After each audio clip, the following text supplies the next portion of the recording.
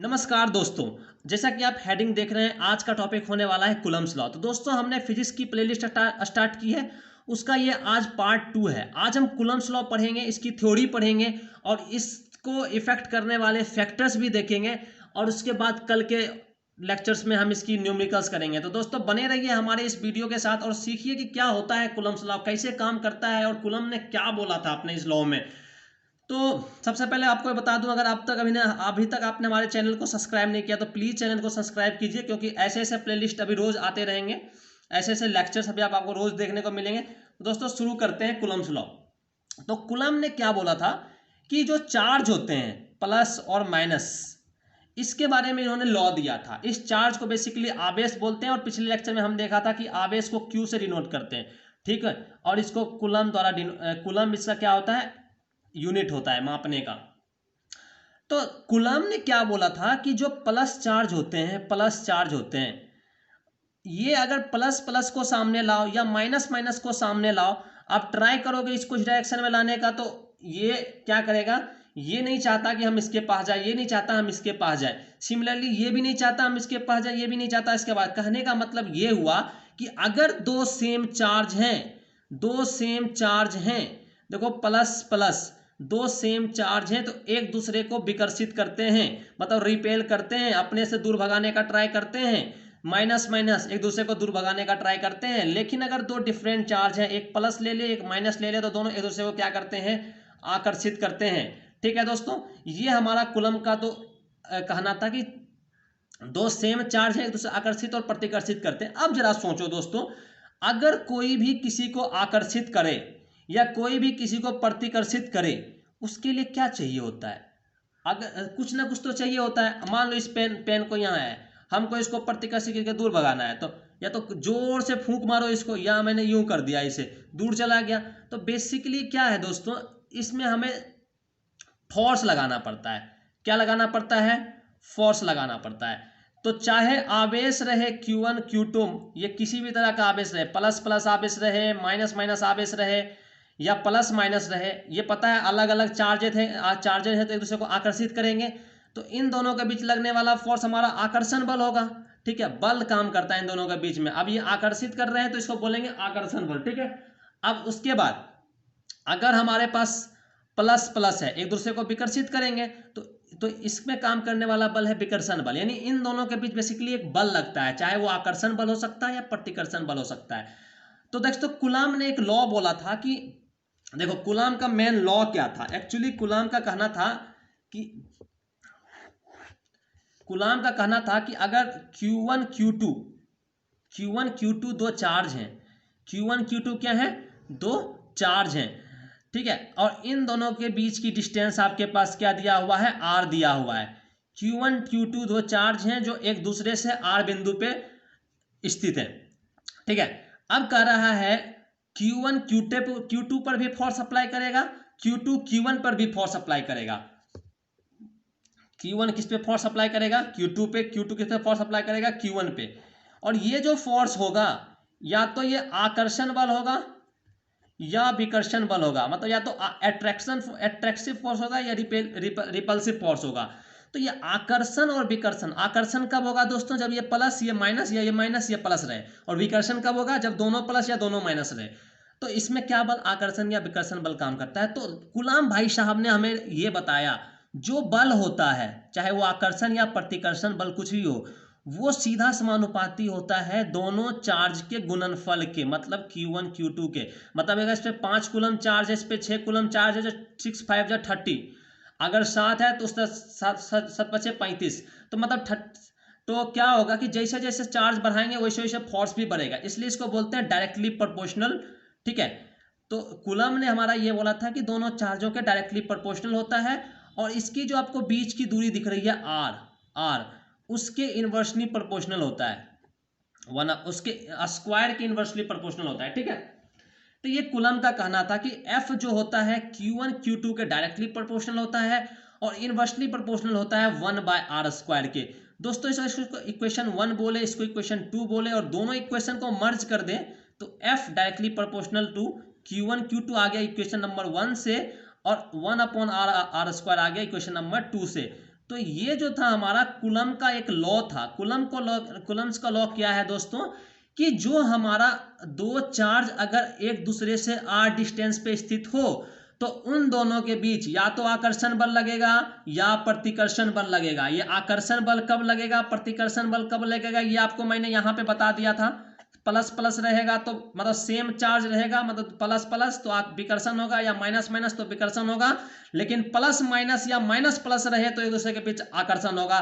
ये था हमारा कूलम का आकर्षण या प्रतिकर्षण बल, जो किसके समानुपाती होता है दोस्तों, इन दोनों चार्जों के गुणनफल के समानुपाती होता है। अभी तक यहां तक आपने पढ़ा, ये कूलम ने ऐसा बोला था। और साथ में बोला था कि इन दोनों चार्जों के बीच की दूरी जितनी ज्यादा रखोगे उसके वर्ग के व्युत्क्रमानुपाती होता है, ऐसा उन्होंने बोला था। एक्चुअली ये चीज आया कहां से दोस्तों, ये चीज एक्चुअली प्रैक्टिकल करने के बाद आता है। तो उन्होंने बहुत सारे वैल्यू के लिए प्रैक्टिकल किया तो उन्होंने ये निष्कर्ष निकाला अपने प्रैक्टिकल के बाद।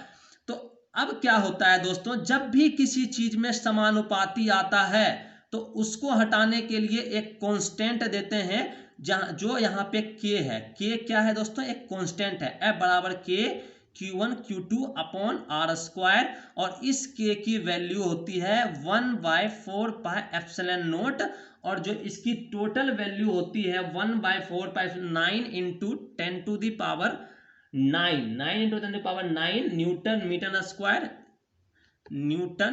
मीटर स्क्वायर प्रति कूलम स्क्वायर। तो ये इसका क्या होता है दोस्तों, इस k का वैल्यू क्या होता है, ये होता है। अगर आप इस k की वैल्यू को यहाँ पे पुट कर दो, अभी आप कंफ्यूज, यार ये क्या लिख दिया आपने, बताता हूँ अभी क्या होता है बेसिकली। ये F equal to 1/4 pi epsilon naught, इस k की वैल्यू, और Q1 Q2 upon r square, ये हमने दोस्तों यहाँ पे लिख दिया। ये हमारा कंप्लीट कूलम लॉ हो गया। आपको 4 तो पता है डिजिट है, पाई तो पता है 22/7 है, और जो एप्सिलॉन नॉट है ना, एप्सिलॉन नॉट को बोलते हैं परमिटिविटी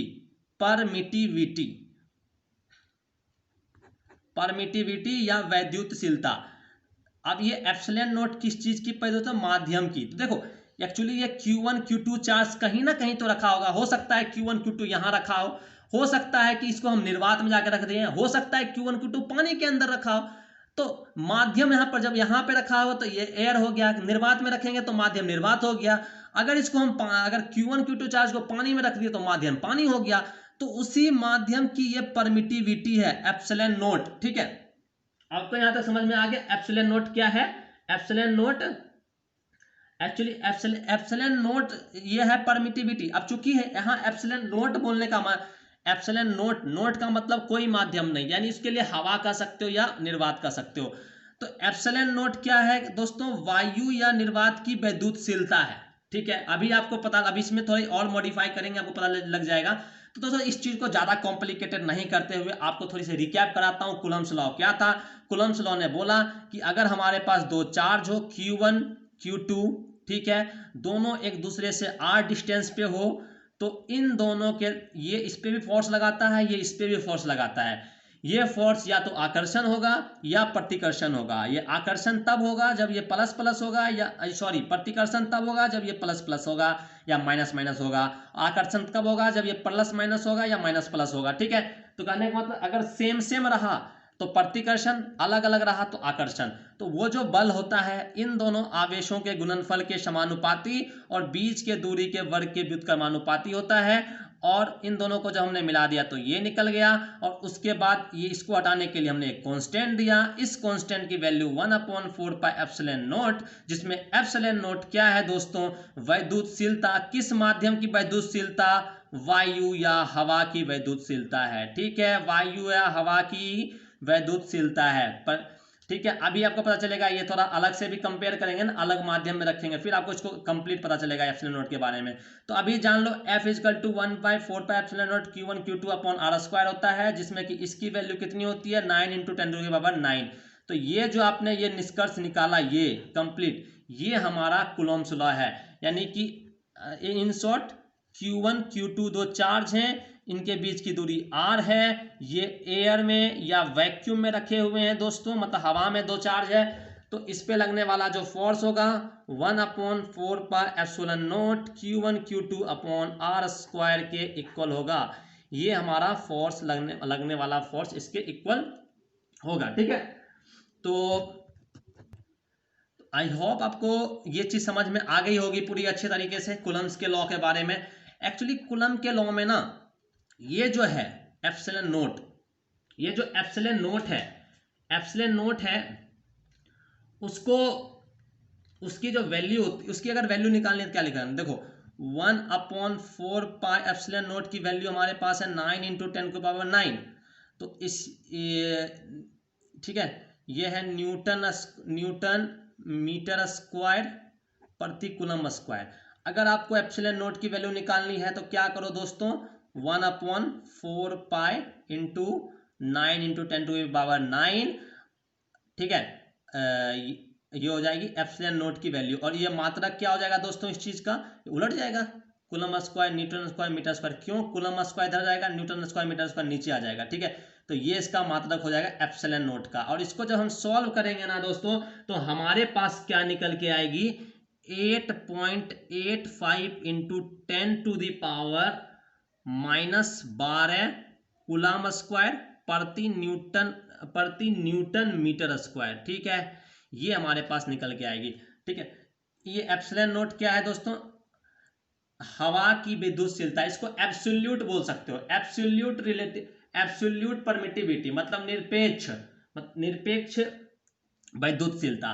अब एक चीज होता है दोस्तों, सपोज करो अभी आप यहां तक समझ गए कूलम्स लॉ के बारे में, तो आइए अब थोड़ा और आगे चलते हैं और दूसरी टॉपिक की बात करते हैं जरा सा। अभी जो दोस्तों आपने समझा कूलम्स लॉ के बारे में, कूलम्स लॉ के बारे में जो अभी आपने समझा कि दो आवेश हैं Q1 Q2 r डिस्टेंस पे रखे हुए हैं, तो F जो होगा 1/4 pi epsilon naught Q1 Q2 upon r² के बराबर होगा। तो हमने अभी बोला था जो एप्सिलॉन नोट है वो है हमारा या एयर या वैक्यूम की विद्युतशीलता, ठीक है। दोस्तों ये क्या है कि कहने का मतलब है ये Q1 Q2 चार्ज कहाँ रखा हुआ है दोस्तों, एयर में रखा हुआ है। इनके बीच में क्या माध्यम है, एयर है या फिर वैक्यूम है, तो ये अप्लाई होता है। अगर सोचो एक चीज सोचो, अब हमने क्या किया कि ये जो Q1 और Q2 चार्ज था ना, चार्ज बिल्कुल सेम है, डिस्टेंस बीच की आ रही है, लेकिन इनके मीडियम के बीच में हमने डाल दिया वाटर, ठीक है। तो मान लो सपोज करो कि जब इन दोनों चार्ज को हम हवा में रखे थे तो इस पे लगने वाला फोर्स 10 न्यूटन था।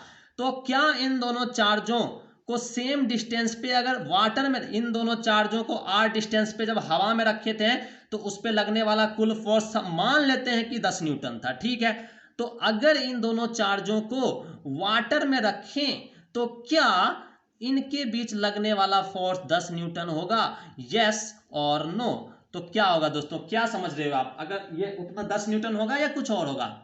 तो दोस्तों बता दूं, अगर आप इस चीज को वाटर में रखोगे तो इसका फोर्स 10 न्यूटन नहीं होगा बल्कि 10 न्यूटन अपॉन 81 हो जाएगा। अब ये बोलो 81 कहां से, वाई 81 बताऊंगा आपको आगे, अब जरा सब्र करो।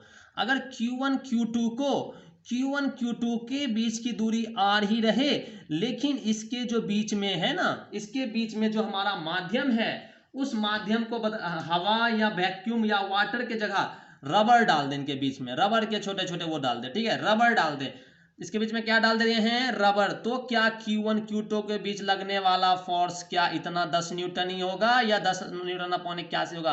तो दोस्तों इसका फोर्स 10 न्यूटन अपॉन 81 10 न्यूटन ना होकर के ये हो जाएगा 10 न्यूटन, इसमें 10 न्यूटन लग रहा था तो उसके हिसाब से बता रहा हूं कि अगर हवा में 10 न्यूटन लग रहा था तो इसके बीच में अगर रबर रख देंगे तो इस पे लगने वाला जो फोर्स हो जाएगा वो हो जाएगा 10 न्यूटन अपॉन 7, तो ओ वाई 7 वाई। तो दोस्तों ये जो 81 है, ये जो 7 है, एयर में जो ये डिवाइड कर रहा है, एयर में 10 था तो अब 10 को 81 से डिवाइड कर दिया, उसको 7 से डिवाइड कर दिया। दोस्तों ये 81 और 7 किस वजह से आया, जब वाटर रखे तो 81 आया, रबर रखे तो 7 आया। बेसिकली इसको बोलते हैं आपेक्षिक वैद्युतशीलता, ठीक है दोस्तों। एक्चुअली ये जो रूल था ये था हवा या निर्वात के लिए, ठीक है, मतलब Q1 Q2 चार्ज को अगर हवा या निर्वात में रखे तो 1/4 pi epsilon naught Q1 Q2 upon r square हो जाता है। ठीक है, बट अगर हवा निर्वात के अलावा कि इन दोनों के अलावा अगर हम वाटर में रखें या फिर रबर के मीडियम में रखें या फिर कैरोसिन में रखें ईटीसी, मतलब हवा निर्वात के अलावा किसी और चीज में हम Q1 Q2 को रखेंगे तो जो सेम डिस्टेंस पे रखेंगे तो इस पे जो लगने वाला फोर्स होगा दोस्तों वो जरा रिड्यूस होके क्या हो जाएगी, Q1 Q2 upon r square, जो हमने यहाँ पर 1/4 पाई एप्सिलॉन नॉट देते थे यहाँ देंगे epsilon, where epsilon equal to क्या होगा, epsilon naught into epsilon r. ठीक है, वह एप्सिलॉन नॉट इक्वल टू क्या हो जाएगा, epsilon into epsilon r into epsilon naught. अब कहोगे ये एप्सिलॉन क्या है दोस्तों, ये एप्सिलॉन है आपेक्षिक, जो हमने बताया था आपेक्षिक विद्युतशीलता, मतलब बोले तो रिलेटिव परमिटिविटी, रिलेटिव परमिटिविटी। ठीक है, ये है दोस्तों आप, ठीक है, यहां तक समझ में आ गया आपको, आई होप आपको ये समझ में आ गया होगा। तो दोस्तों एक्चुअली क्या हुआ कि एप्सिलॉन नॉट तो हवा की है तो ये होता है 1, या निर्वात की होती है 1, और एप्सिलॉन आर जो है ना, एप्सिलॉन आर हो गया, अगर आप इसकी बात कर रहे हो अंदर में वाटर डाल रही हो तो इसकी वैल्यू हो जाती है, वाटर के लिए 81 होता है एप्सिलॉन आर, तो एप्सिलॉन की वैल्यू हो गई 81, इसलिए जो अभी जो आपने ये चीज देखा था इसमें 81 से डिवाइड हो गया, यहाँ पे 90 ये था ना 10 न्यूटन, अब देखो एप्सिलॉन किस में बदल गया, एप्सिलॉन नोट बदल गया एप्सिलॉन में, मतलब कि epsilon naught into epsilon r से डिवाइड हो गया। अब हम इसके बीच में वाटर रख दिए, वाटर के लिए एप्सिलॉन आर की वैल्यू 81 होती थी इसलिए 81 से डिवाइड हो गया। अगर इसके बीच में हमने रबर रखा तो एप्सिलॉन आर की वैल्यू क्या होती है, रबर के लिए 7 होती है इसलिए 7 से डिवाइड हो गया। अगर आपने कैरोसिन रखा होता तो ये 2 से डिवाइड हो जाता, क्योंकि कैरोसिन के लिए एप्सिलॉन आर क्या होता है, 2 होता है। तो एप्सिलॉन आर की ना कोई बीमा नहीं होती है, कोई वो नहीं होता है मात्रा, क्योंकि एप्सिलॉन आर की वैल्यू क्या होगी, एप्सिलॉन अपॉन एप्सिलॉन नॉट। ठीक है, तो ये समझ में आ गया, इसकी कोई बीमा नहीं होती, क्योंकि ऊपर भी एप्सिलॉन नीचे भी एप्सिलॉन, बीमा इसकी बीमा सेम ही होती है, दोनों कट के इसकी कुछ बीमा नहीं बच गई। ठीक है, तो आपने देखा दोस्तों इन शॉर्ट अभी तक कि आपेक्षिक विद्युतशीलता क्या होती है और ये क्या होती है। तो अभी आपने, अब मैं आपको कुछ रिजल्ट दिखाता हूं दोस्तों, कुछ आपेक्षिक, ये देखो, अगर आप किस चीज को एयर में रखते हो तो उसके लिए एप्सिलॉन आर की वैल्यू क्या है, 1, या फिर वैक्यूम में 1 है, एयर के लिए देखो 10:1 ही है, इसलिए हमने बोला था कि ये जो फार्मूला है ना एप्सिलॉन नोट, ये वैक्यूम या एयर के लिए है। लेकिन अगर किसी चीज को आप कंक्रीट में रख दिए, रबर में रख दिए, वाटर में रख दिए तो इस हिसाब से घटता जाएगा, मतलब एप्सिलॉन आर की वैल्यू इसमें हो गई 4.5, एप्सिलॉन आर हो गया इसके लिए 7, एप्सिलॉन आर हो गया 81। ठीक है, एप्सिलॉन नोट क्या होता है, निर्वात या वायु की वैद्युतशीलता जो कि 1 होती है। ठीक है, अभी आई होप आपको कूलम्ब्स लॉ समझ में आ गया होगा, रिलेटिव। तो अभी तक आपने क्या क्या पढ़ लिया, तो इस लेसन में आपने कूलम्ब लॉ पढ़ लिया, उसके बाद आपने पढ़ लिया रिलेटिव, मतलब वैद्युतशीलता जिसको कि परमिटिविटी बोलते हैं, वो भी 2 तरह का आपने पढ़ा, एक एब्सोल्यूट, एक रिलेटिव। एब्सोल्यूट जिसमें कि मतलब कि बिल्कुल निरपेक्ष, और ये आपेक्षिक। निरपेक्ष में हो गया हवा और वायु का, जिसमें हवा या निर्वात का, जिसमें कि एप्सिलॉन नॉट इक्वल टू 0 था, और आपेक्षिक में हो गया जिसमें कि आपने वाटर डाला, ग्लास डाल दिया, कैरोसिन उसके अगर बीच में रहा, जिसको कि एप्सिलॉन आर बोलते थे। दोस्तों अभी तक आपने इतना पढ़ लिया। तो जो बोर्ड के स्टूडेंट्स है उसके लिए मैं बता दूं थोड़े से कि कूलम्ब्स लॉ का ना, कूलम्ब्स लॉ का अगर आपको डिफिनेशन लिखना है तो ऐसे हर एक बुक में मिलता ही है, और इसे मैं आपको जिस बुक से कराया था उस बुक से डिफिनेशन बता दूं, यहाँ पर वो डिफिनेशन है, ये देखो डिफिनेशन। ठीक है, ये और ये पूरा प्रूफ है जो मैंने बताया था, ये परमिटिविटी के बारे में बता रखा है, इसको मैंने बस आपको एक्सप्लेन किया हूँ अच्छे से। अब ये निकाल के बता रखा है कि एप्सिलॉन नॉट ये कितना होता है, इसकी बीमा क्या होती है। अब आपको बीमीय सूत्र आई होप आपको निकालना आता होगा। देखो ये जो बीमीय सूत्र है, ये वाला दोस्तों दिख रहा है, ये जो बीमीय सूत्र है ये आपको निकालना आता होगा। ठीक है, तो देखो एक्चुअली क्या है, आपको कूलम्ब्स लॉ मैंने पूरे अच्छे समझा दिया। इन शॉर्ट आपको समरी कर देता हूँ आज के लेक्चर की, जो हम समरी कर रहे हैं। अब हम कल के लेक्चर में एक्चुअली इसका पहले वेक्टर फॉर्म पढ़ेंगे और उसके वेक्टर फॉर्म के थोड़े इंपॉर्टेंस को जानेंगे एंड देन उसका हम क्या करेंगे दोस्तों, ऑब्जेक्टिव करेंगे। तो समरी क्या है आज का कि Q1 और Q2 दो चार्ज है, तो ये r डिस्टेंस पे है, तो किस में रखा हुआ, अगर एयर में रखा हुआ है या वैक्यूम में रखा हुआ है तो उस पर लगने वाला जो फोर्स होगा Q1 Q2 upon r square होता है। चलो शुरू से, F directly proportional to Q1 Q2 होता है और F inversely proportional to 1 upon r होता है, इसलिए इन दोनों को मिलाते हैं तो Q1 Q2 upon r square होता है। और इसको हटाने के लिए हम K देते हैं, K Q1 Q2 upon r square होता है, जो K की वैल्यू हमने देखा था 1/4 पाई एप्सिलॉन नोट होता है, जहाँ पे एप्सिलॉन नोट क्या है, एयर या वैक्यूम की परमिटिविटी। तो यहाँ पर हम इस चीज़ को पुट कर देंगे, तो F equal to 1/4 pi epsilon naught Q1 Q2 upon r square हो जाता है। और इस चीज़ की वैल्यू हमने बताई थी 9 × 10⁹ न्यूटन मीटर स्क्वायर प्रति कूलम स्क्वायर, ठीक है। और एप्सिलॉन नोट की वैल्यू हमने बताई थी 8.85 इंटू इसकी जो वैल्यू हमारे पास निकली थी, वो वैल्यू थी हमारे पास 8.85 इंटू 10⁻⁻12 कूलम प्रति न्यूटन मीटर स्क्वायर, ठीक है। अगर हम इन दोनों माध्यम में, इन दोनों Q1 Q2 के बीच में जो r डिस्टेंस है, इनके बीच में अगर अदर मीडियम रख दिए देख, तो वो एप्सिलॉन हो जाता है उसकी परमिटिविटी, मतलब एप्सिलॉन 0 इंटू एप्सिलॉन r। तो हमारे फार्मूला बन जाती है F equal to 1/4 pi epsilon naught into epsilon r Q1 Q2 upon r square, जो हमने देखा था वाट। यहाँ तक तो पहले तो था ही, पहले इतना ही फार्मूला था, ठीक है। ये एयर के लिए है, लेकिन जैसे कोई अलग मीडियम आए उसमें एप्सिलॉन r आ जाता है। तो इसीलिए जो हमने आपको पिछले उसमें कराया था कि अगर इसके बीच में वाटर रख दिए थे तो देखो 81 से डिवाइड हो गया था, रबर रख दिए तो हमने 7 से डिवाइड हो गया था। यही था एप्सिलॉन r, जो कि एक्स्ट्रा फैक्टर यहाँ पे आ रहा है, ठीक है। तो ये आज का हमारा समरी था। तो कल के लेक्चर में हम क्या क्या पढ़ने वाले हैं दोस्तों, कल के लेक्चर में हम पढ़ने वाले हैं, कल के लेक्चर में हम पढ़ेंगे इसका वेक्टर फॉर्म पढ़ेंगे एंड देन न्यूमेरिकल्स करेंगे, ठीक है। अगर टाइम रहा तो, चूंकि ये वीडियो 22 मिनट की हो गई है ऑलरेडी, बहुत लंबी हो गई, फिर अपलोडिंग में दिक्कत आएगी, इसलिए हम यहाँ पे इस लेक्चर को आज फिनिश करते हैं। कल आप तैयार रहिएगा, वेक्टर फॉर्म पढ़ाएंगे। और किसी को अगर कुछ डाउट वगैरह हो तो नीचे कमेंट करना। और कोई जो बोर्ड के विद्यार्थी हैं उनके लिए मैं 2 लाइनें बोल देता हूँ, कूलम्स लॉ क्या होता है। आप अगर नोट डाउन करना चाहते हो तो नोट डाउन कर लो, तो मैं बोल रहा हूँ आप लिखो। कूलम्स लॉ के अनुसार अगर किसी दो बिंदु आवेश को, कूलम लॉ से बिंदु आवेश पे लगता है, अगर किसी दो बिंदु आवेश को r डिस्टेंस पे रखें, मतलब Q1 Q2 दो बिंदु आवेश को r डिस्टेंस पे रखें, तो उसके बीच लगने वाला फोर्स Q1 Q2 के समानुपाती और उसके बीच के दूरी के वर्ग के अनुपाती होता है। तो इसलिए दोनों को मिलाने पे हमें ये बनता है, फिर ये लिख लेना, फिर ये एप्सिलॉन नोट को डिफाइन कर देना। एप्सिलॉन नोट क्या होता है दोस्तों, Q1 Q2 के बीच का एक माध्यम की विद्युतशीलता होती है। बेसिकली विद्युतशीलता होती है कि जो उसके विद्युत को मतलब अवशोषित कर ले, मतलब ये विद्युत एनर्जी लगा रहा है, फोर्स लगा रहा है यहाँ से, लेकिन इसके फोर्स को कम करता करता करता करता यहाँ तक पहुंचा रहा है, ठीक है। तो विद्युतशीलता क्या होती है, एक तरह से डाइलेक्ट्रिक का काम करती है। इतनी सारी बातें आपको मैंने इस लेक्चर में बताया। तो दोस्तों बने रहिए हमारे वीडियो के साथ, और जल्दी आएगा आपका नेक्स्ट लेक्चर।